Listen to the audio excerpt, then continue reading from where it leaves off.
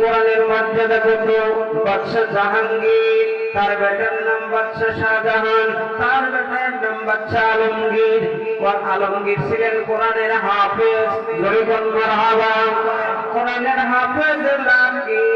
10 আল্লাহর বান্দা বলেন যে 10 আহলে জাহান্নাম কি সুপারিশ করেগা,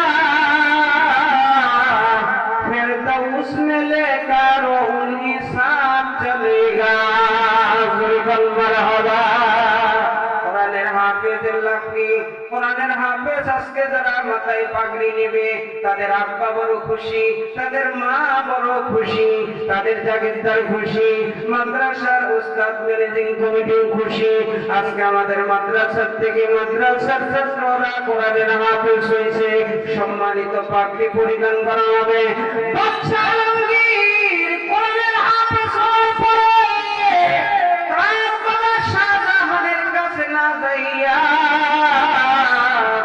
দাদা জাহাঙ্গীরের কাছে গেলেন। দাদা জাহাঙ্গীর, সম্রাট জাহাঙ্গীর তার কাছে গেলেন, কিন্তু দাদা তার আদর করে না। দাদা খুশি হয় না, নাতিকে কোলের মধ্যে নিয়ে চুমু খাইবে, আদর করবে, খুশি করবে, উপঢৌকন দিবে, কিন্তু কিচ্ছু করে না। মনটা খারাপ। বাদশা জাহাঙ্গীরের কোল থেকে বাদশা আলমগীর ফিরে আসলেন কোরআনের হাফেজ। ফিরে এসে বাবা শাহজাহানের কাছে কান্নাকাটি করতেছে, বাবা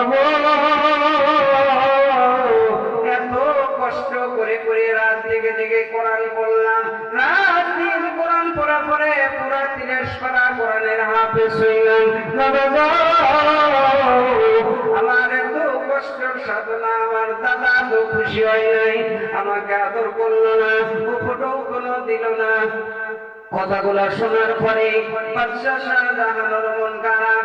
শাহজাহান বাদশা জাহাঙ্গীরের কাছে গিয়ে বললেন, বাবা শুনলাম সন্তান আসছিলেন, আলমগীরকে আপনি আদর যত্ন করেন নাই, তাকে ফটো কোনো দেন নাই, মারহাবা দেন নাই।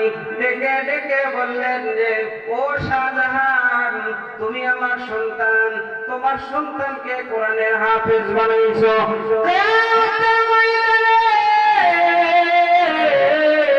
লক্ষ কোটি মানুষের সামনে আল্লাহ পাক ডেকে ডেকে বলবেন, শাহজাহান তোমার সন্তান আলমগীরকে কোরআনের হাফেজ বানাইছো, আমি আল্লাহর কোরআন শিক্ষা দিয়েছো।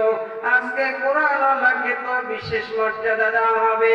কোরআনের বাবা, কোরআন আল্লাহর বাবা হওয়ার কারণে, ওই বাদশা আলমগীরের বাবা হওয়ার কারণে আমি আল্লাহকে, তুমি শাহজাহানের মাথায় একটা